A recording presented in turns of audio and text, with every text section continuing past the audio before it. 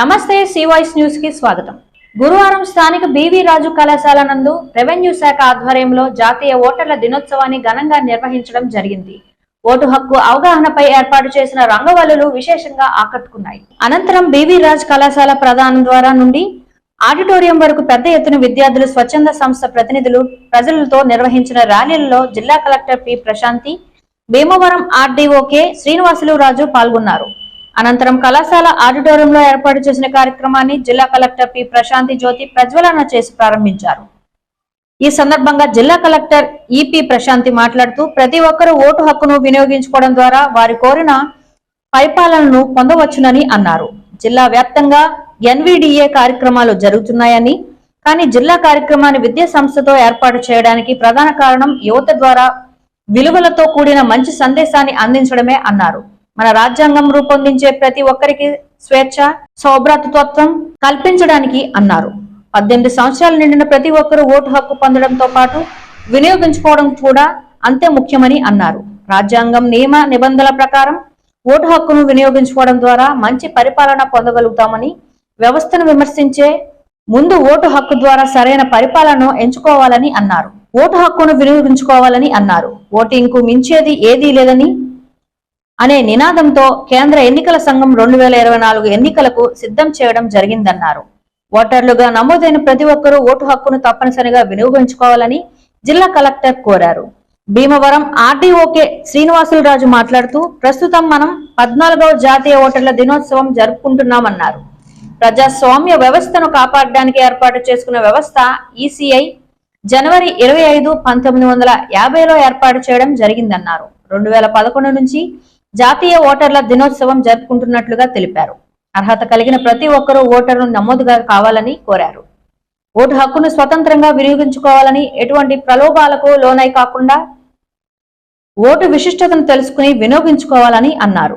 భారతదేశ పౌరులమైన మేము ప్రజాస్వామ్యంపై విశ్వాసంతో స్వేచ్ఛాయుత, నిష్కల్పక్షపాత, నిర్భయంగా ఓటు వేస్తామని జిల్లా కలెక్టర్ అందరితో ప్రతిజ్ఞ చేయించారు. అత్యధిక సార్లు ఓటు హక్కును వినియోగించుకున్న senior citizens S Koteswararao, D Satyanarayana Raju, G James, A Satyanarayana, G Satyanarayana Raju మరియు శ్రీ విజ్ఞాన వేదిక స్వచ్ఛంద సంస్థ కన్వీనర్ చెరుకువాడ రంగసాయిలకు పూలమాలలు వేసి శాలువా, మెమంటలతో జిల్లా కలెక్టర్ సన్మానించారు. ఓటు హక్కు నమోదుకు ప్రోత్సహించిన బీవీ రాజ్ కళాశాల క్యాంపస్ అంబాసిడర్స్ మామిడిశెట్టి మహాలక్ష్మి, ఎం శ్రీరాములు, ఎలక్టోరియల్ లిటరసీస్ క్లబ్ విద్యార్థులకు, ఇండస్ట్రీస్ ప్రతినిధి జి శ్రీనివాస్ రెడ్డి, పాలకోడేరు స్వయం సహాయక సంఘాల ప్రతినిధులకు, ట్రాన్స్జెండర్లకు, సెక్స్ వర్కర్లకు ప్రోత్సహించి ఓటు హక్కును నమోదు చేయించిన గుడ్ హ్యాండ్ స్వచ్ఛంద సంస్థ ప్రతినిధికి, ఓటు హక్కుపై విద్యాశాఖ ద్వారా నిర్వహించిన వ్యాసరచన, వ్యక్తిత్వ పోటీలలో గెలుపొందిన విద్యార్థులకు జిల్లా కలెక్టర్ చేతుల మీదుగా మొమెంటోలు, ప్రశంసా పత్రాలను అందజేయడం జరిగింది. ఈ కార్యక్రమంలో కళాశాల ప్రిన్సిపల్ ఐఆర్ కృష్ణంరాజు, ఎన్నికల section superintendent Y Durga Kishore, tahsildar Y Ravikumar, elections deputy tahsildar M Sanyasirao, జిల్లా విద్యాశాఖ అధికారి R Venkataramana, DYEO D Sriram, Sri Vignana Vedika convener Cherukuvada Rangasai, Vishnu college ప్రతినిధులు, ఉపాధ్యాయులు, విష్ణు కాలేజీ, డిఎన్ఆర్ కాలేజీతో పాటు పట్టణంలో పలు పాఠశాలల విద్యార్థులు తదితరులు పాల్గొన్నారు.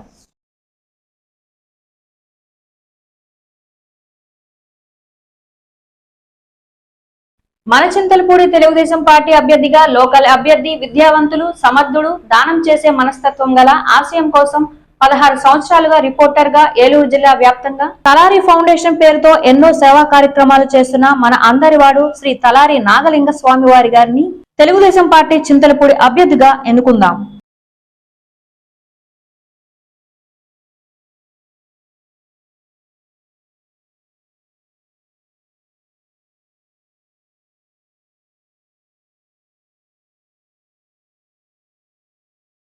జంగారెడ్డిగూడెం పట్టణంలోని బర్డ్స్ అండ్ బ్లాసమ్స్ పాఠశాలలో గురువారం మాస్టర్ చెఫ్ పోటీలను నిర్వహించారు.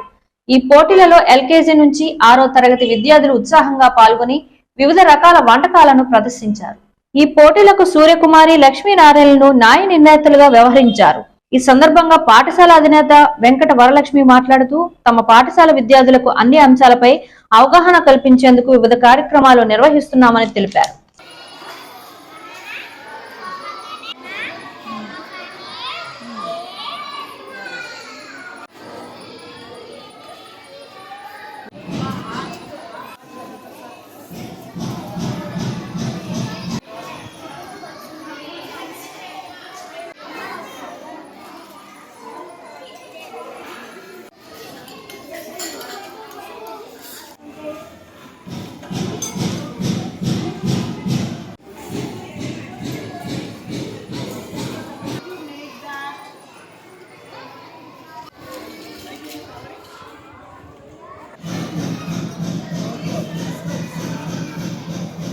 ఇవాళ మాస్టర్ చెఫ్ కాంపిటీషన్ అన్నది స్కూల్లో అరేంజ్ చేశాము.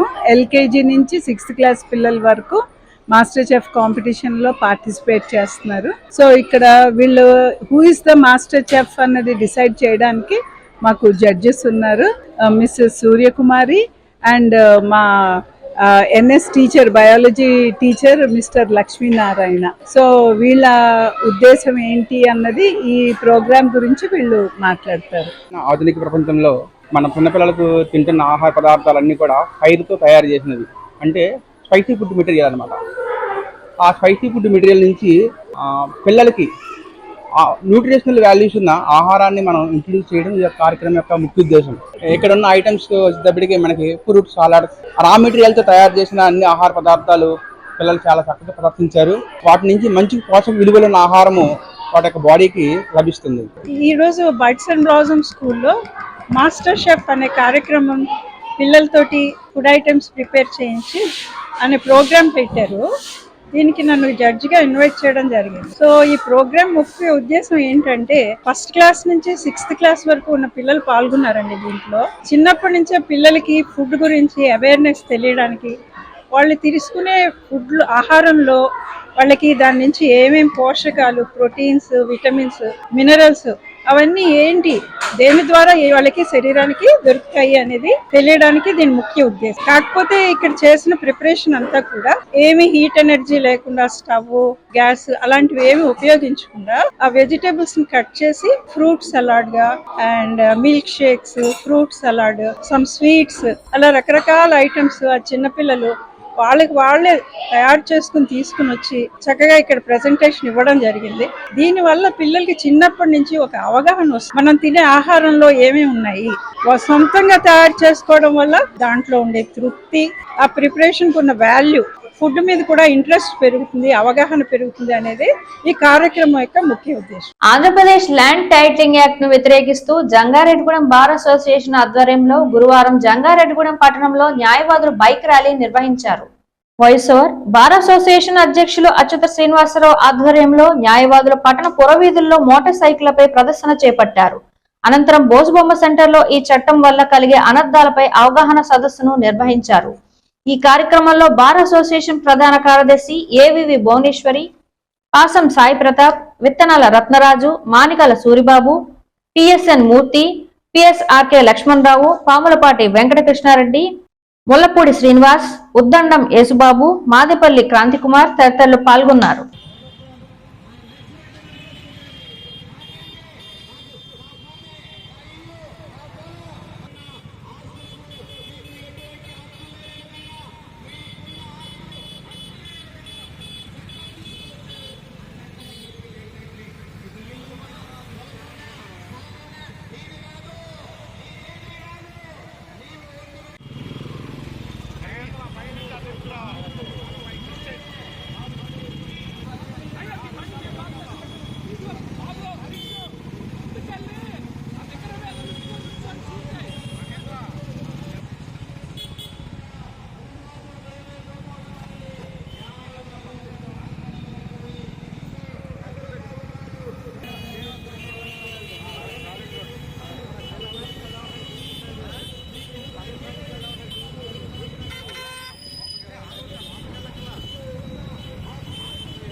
జంగారెడ్డిగూడెం పట్టణంలో విషాదం చోటు చేసుకుంది. ఫుడ్ పాయిజన్ అయ్యి 2 చిన్నారులు ముచ్చువాత పడ్డారు.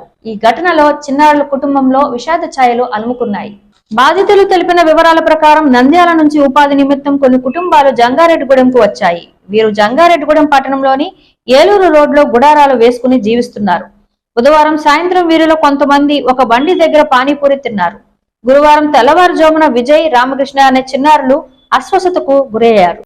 దీంతో వీరిని పట్టణంలోని ప్రైవేట్ ఆసుపత్రికి తరలించి అక్కడ నుంచి మెరుగైన చికిత్స నిమిత్తం ఒకరిని ఏలూరుకి, మరొకరిని రాజమండ్రికి తీసుకువెళ్లేందుకు బయలుదేరారు. మార్గం మధ్యలో 2 చిన్నారులు ఒకరి వెంబడి ఒకరు ప్రాణాలు కోల్పోయారు. దీంతో మృతదేహాలను జంగారెడ్డిగూడెం ఏరియా ప్రభుత్వ ఆసుపత్రికి తరలించారు. పోలీసులు కేసు నమోదు చేసి దర్యాప్తు చేపట్టారు.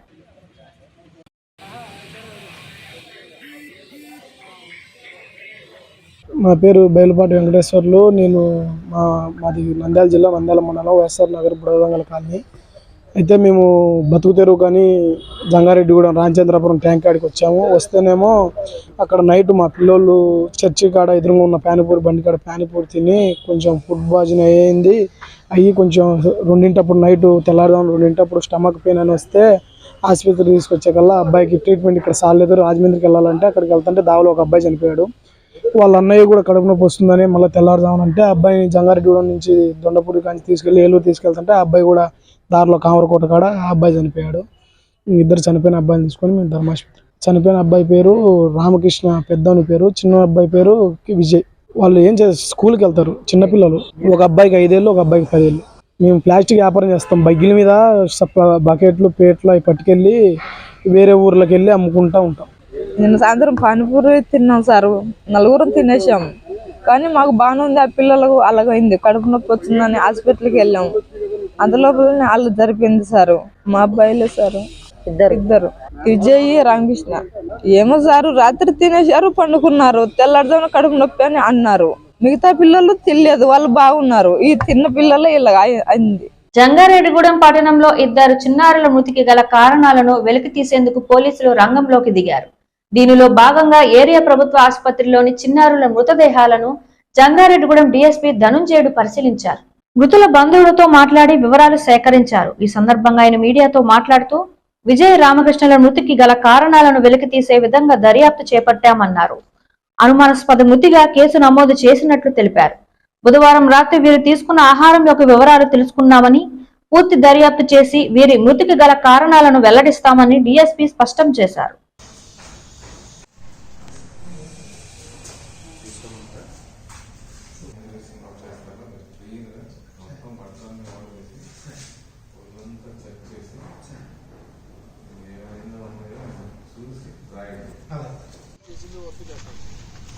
గ్రీన్ ఐబోలో డ్యూటీకి వెళ్ళాడు.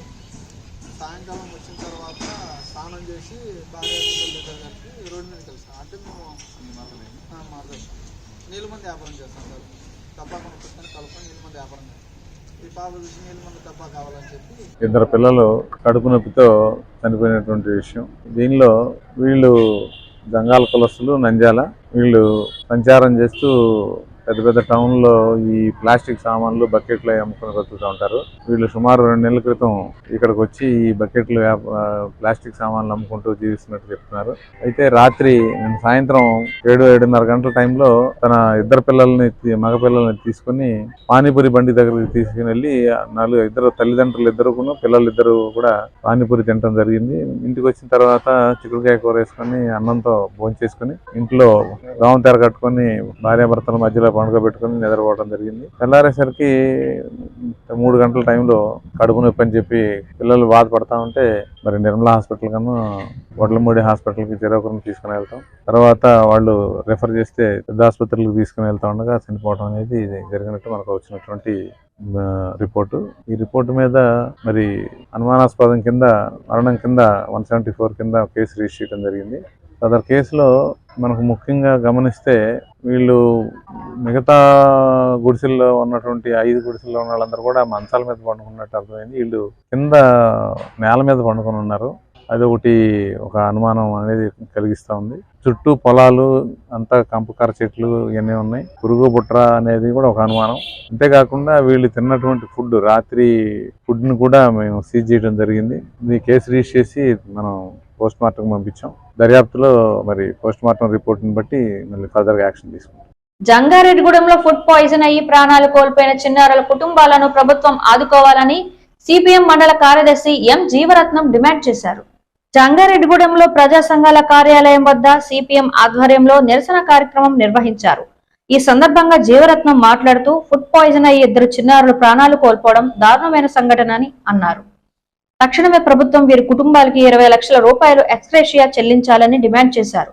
అంతేకాకుండా ఫుడ్ పాయిజన్ కు గల కారణాలను వెలికితీసి బాధితులపై చర్యలు తీసుకోవాలన్నారు. ఈ కార్యక్రమంలో సిపిఎం జిల్లా కార్యదర్శి వర్గ సభ్యులు టి రామకృష్ణ, నాయకులు బి రాంబాబు, ఏ ప్రభాకర్ రావు, యాగంటి సీత, జి సూర్యకిరణ్ తదితరులు పాల్గొన్నారు. సంబంధిత ల్యాబ్ ఇన్స్పెక్టర్ కానీ ఎవరికి అజమాషీ లేదు.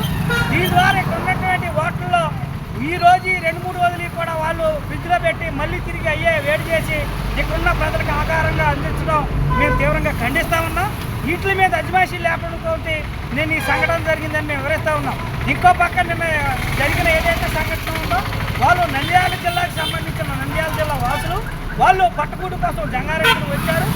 అక్కడ ఉన్నటువంటి ఏదైతే చిన్న చిన్న ఫ్యాక్టరీలో ఫ్యాక్టరీ పార్టీలో పనిచేసుకుంటూ నిన్న సాయంత్రం ఈ పానీపూరి జంతువులతో ఇది జరిగింది. వాళ్ళని ఆదుకోవాలి, ఎవరైతే బాధితులు ఉన్నారో వాళ్ళని ఖచ్చితంగా గవర్నమెంట్ నుంచి 20 లక్షల రూపాయలు ఎక్స్గ్రేషన్ ఇవ్వాలని, అలాగే ఎవరైతే వీళ్ళకి ఫుడ్ పాయిజన్ అయ్యే దానికి కారణమయ్యారో వీళ్ళు వాళ్ళపైన కేసులు నమోదు చేయాలి, వాళ్ళ నుంచి వీళ్ళకి కూడా ఎక్స్గ్రేషన్ ఇప్పించాలని మేము డిమాండ్ చేస్తా ఉన్నాం. ఈ వార్తలు ఇంతటితో సమాప్తం. నమస్కారం.